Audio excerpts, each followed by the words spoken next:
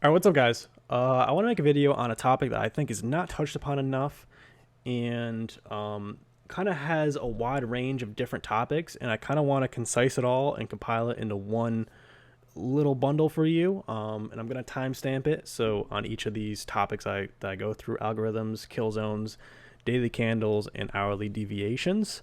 So hopefully, if you just have the attention span of a peanut, you can just come back and jump through to the different topics. I like to concise things all in one video, so I'm not. I just don't want to just pump out content. I like things that I go back and watch myself. So on that note, let me jump into it. First topic: algorithms. Now, most of you guys know, obviously, and if you don't, let me refresh you. Algorithms are what really run the market. Computers programmed by software engineers as well, with the intention of financial and experts and things like that, program computers to do most of the trading, majority of the trading, on all these markets and across spectrums. And if you don't know that, I'll just pull this up real quick just to show you. Just was a quick little Google search. Algorithmic trading accounts account for 60 to 73% of overall U.S. equities trading. And that obviously, is so if it's 60 to 73% here, it's probably across the world. It's saying in this quick Google search 70 to 80%.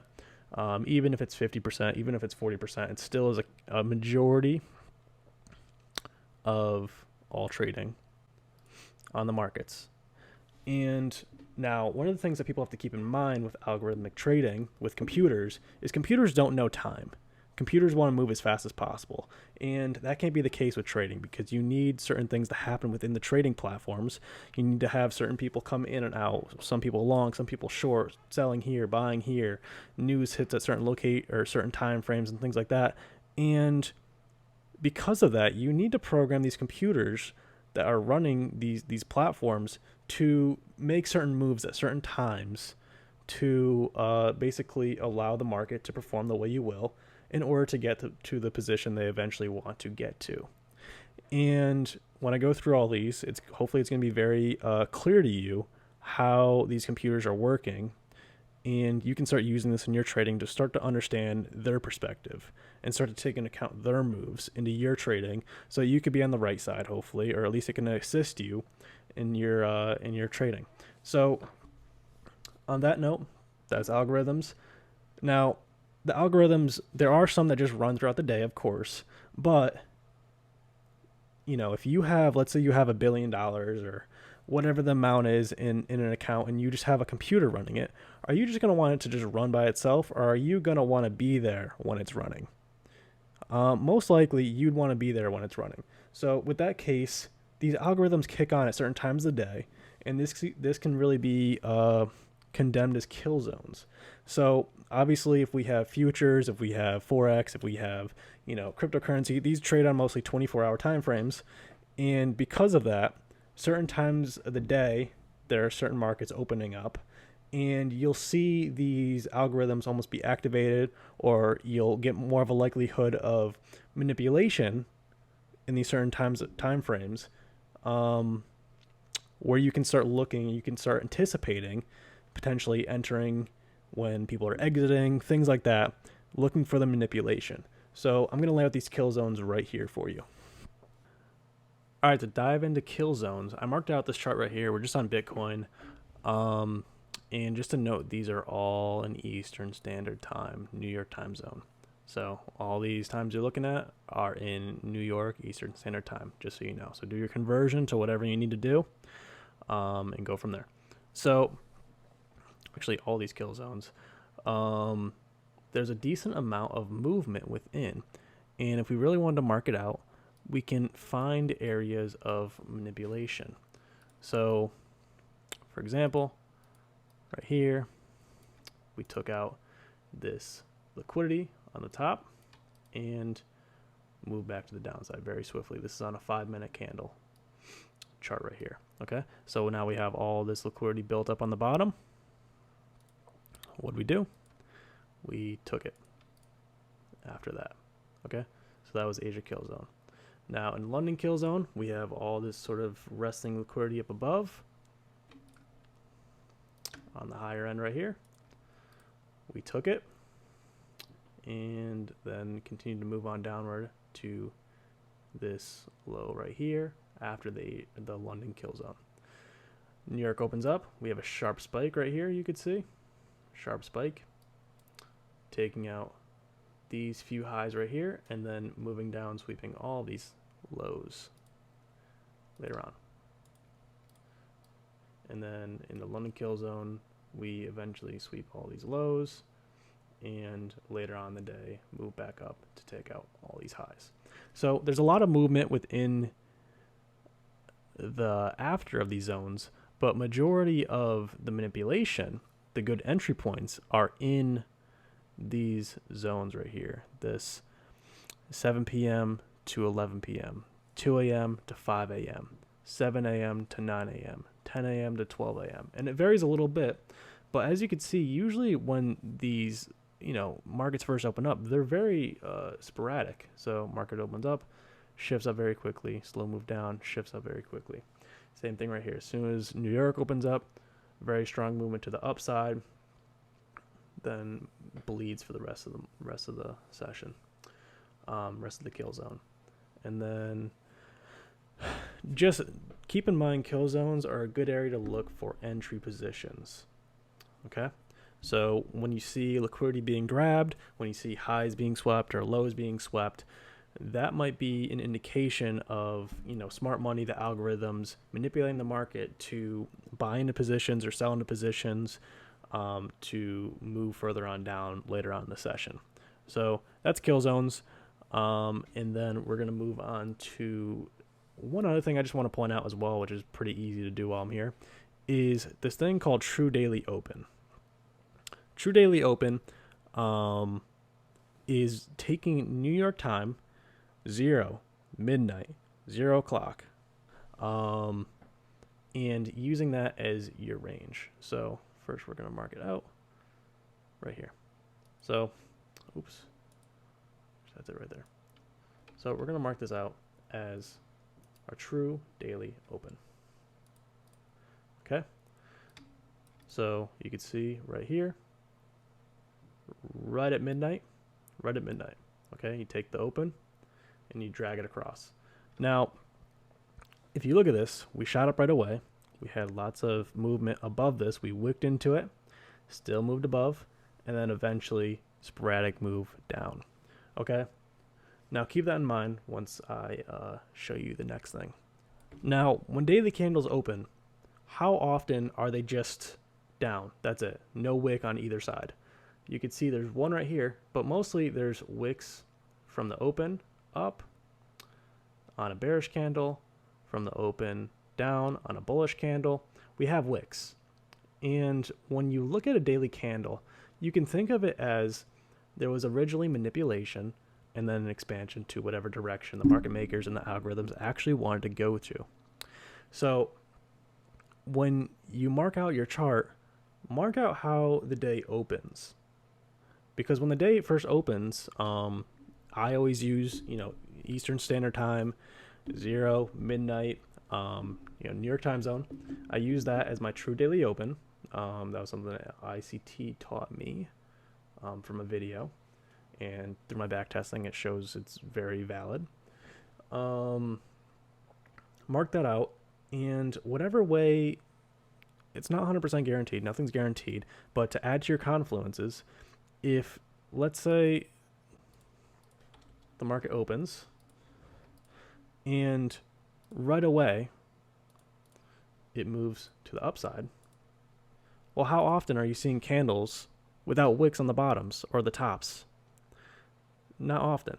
So you can think of that as most likely being a manipulation phase within a power of 3, or being a good point of entry for expansion to the actual, candle close or the rest of the session. So keep that in mind when you're looking at that, and I'll expand on that later on. So that was daily candles. You can think of it as power 3. All right, so if you don't know what power 3 is, I'll explain it very simply. So power 3 basically is 3 phases, 3 market kind of conditions playing out. So you have accumulation, manipulation, and then expansion. So first off, let me show something like this. All right, I'll just mark it out very easily. So let's say we're in the accumulation phase right here. And then all of a sudden we get and move upwards, taking out some higher time frame liquidity, whatever the case is. Sweeping all these highs, taking out all the sell side liquidity, the stop losses. This is called a power of 3 because eventually we might get a move downward to sweep all these lows. If these lows weren't swept and then we get an expansion to the upside, we can probably look at this as maybe potentially being a power of 3 for our confluences to eventually sweep that liquidity on the downside in this bearish power of 3 condition. So power 3 can be used on all different time frames. It can be used on the seconds to the weeks, to the months. But basically, you can almost think of these daily candles as power 3s. There's an accumulation range, there is an manipulation range, and then there's eventually an expansion range to the predetermined location that the algorithms want to go to. So keep that in mind on the daily candle, and that's why we use the true daily open on our time frames, is to pay attention to that, to look at that, to add to our confluences for entering a trade. I've been actually using this in real world examples. So as you can see, I'm live. I can't go any further. Replay mode isn't on. This is, Bitcoin in its moment, in its prime. And right now we are in the New York kill zone. So I'll mark it out.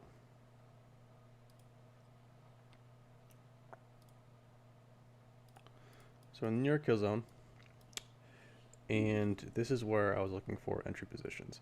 And I think London already did a pretty good job. So here's our Asia range.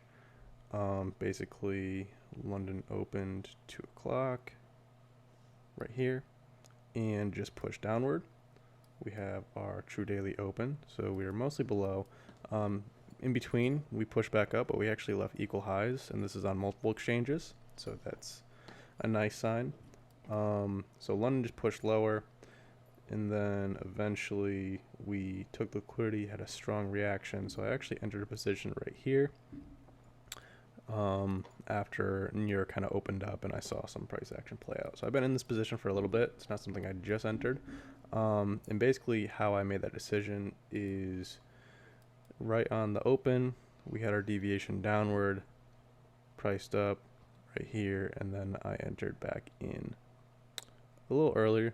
I just saw this as a deviation in a sense, and liked how it was reacting off of basically sweeping some of this external liquidity right here. We can go on lower time frames and take a look.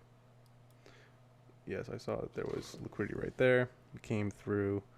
It wasn't really the volume supporting this sort of downward movement right here compared to the upward movement.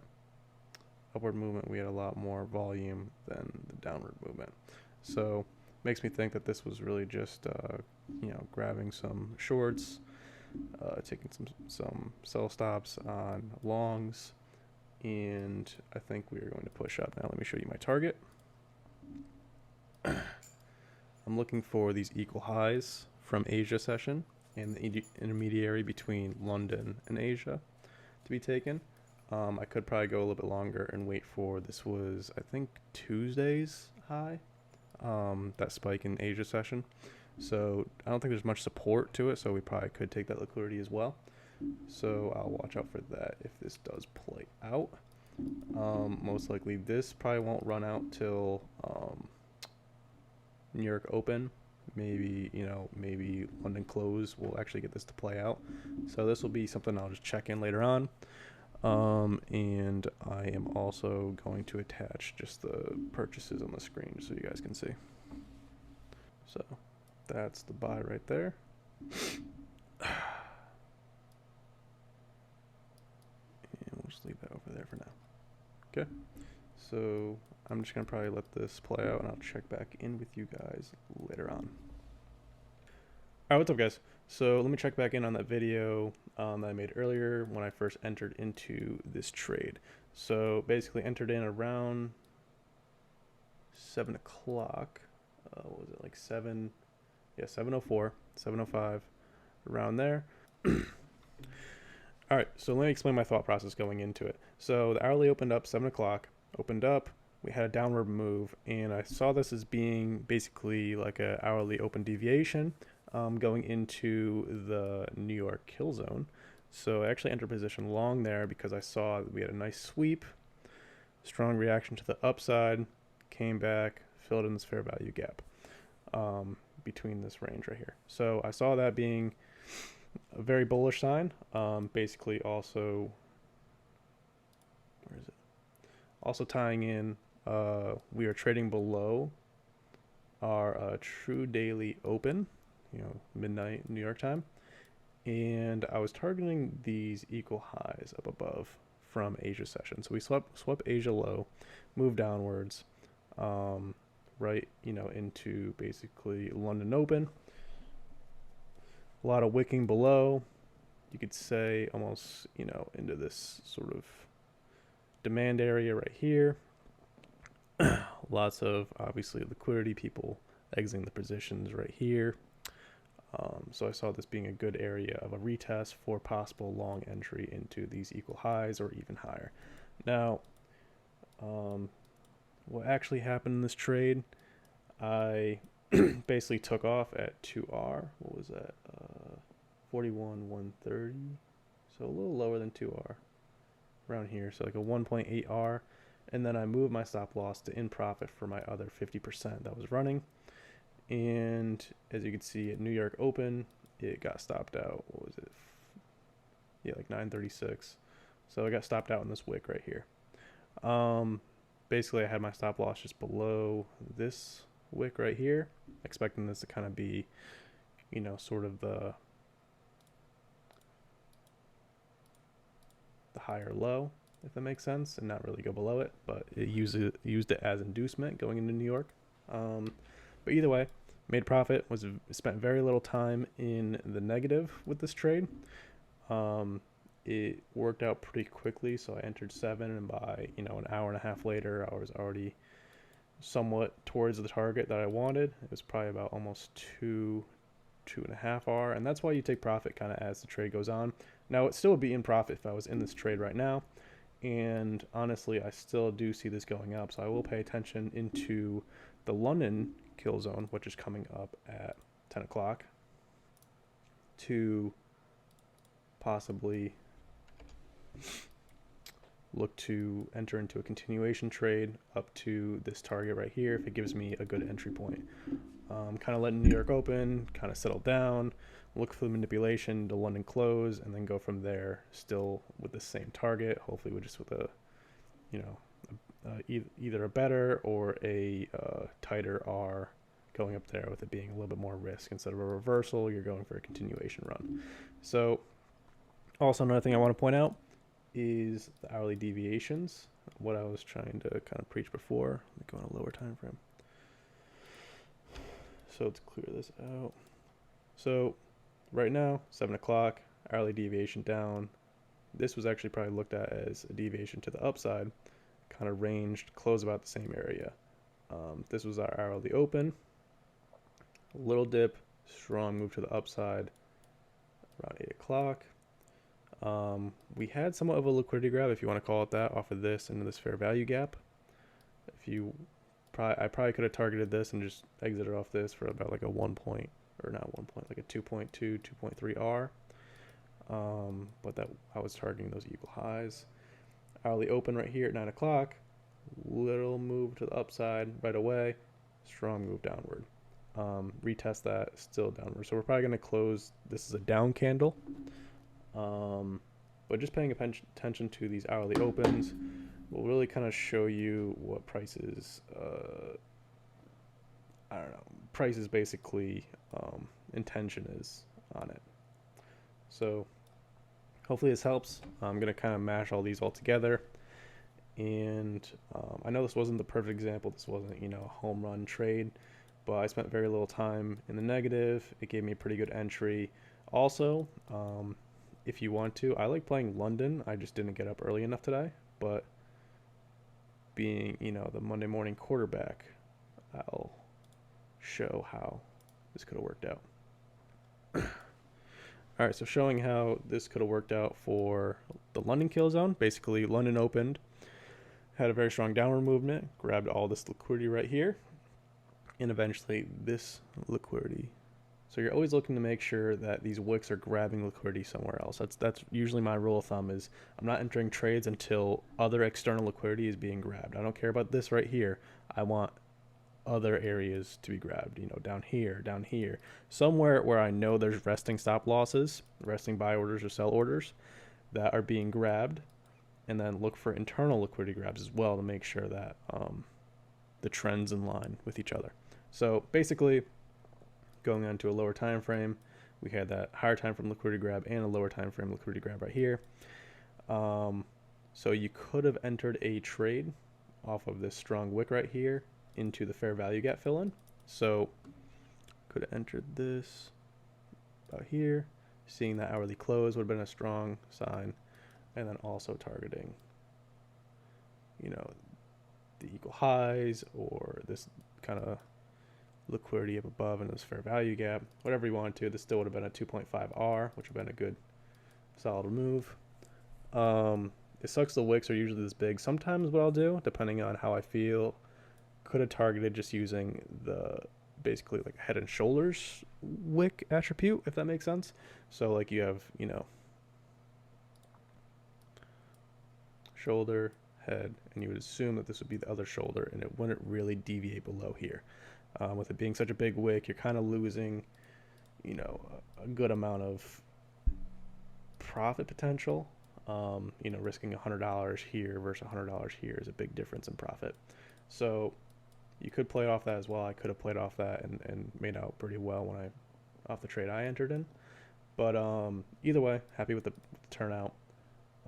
And hopefully this was useful in showing kind of how liquidity drives with all these other movements of structure breaks, fair value gaps. And if you don't know about all that other stuff, I recommend you look at my other videos within, and I might make a more concise video going through like all the different attributes I look for, all the different sort of combinations to basically dictate the position, the trade I'm looking for. So with that being said, this has been basically a concept on time and how you should implement it into your trading. Hope it was helpful. Let me know if you have any questions in the comment below. Thank you for watching. Bye-bye.